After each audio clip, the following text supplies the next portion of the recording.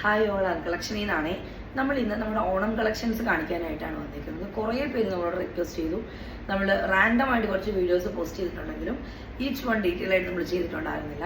നമ്മൾ ഇന്ന് കാണിക്കാൻ പോകുന്നത് സ്റ്റിച്ച്ഡ് ആയിട്ടുള്ള ബ്ലൗസ് ആണ്.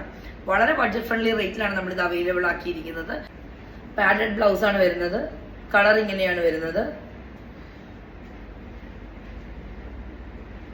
സൈസ് വരുന്നത് 34 to 44 വരെയുള്ളവരുടെ സൈസിലാണ് നമുക്ക് അവൈലബിൾ ആക്കിയിരിക്കുന്നത്.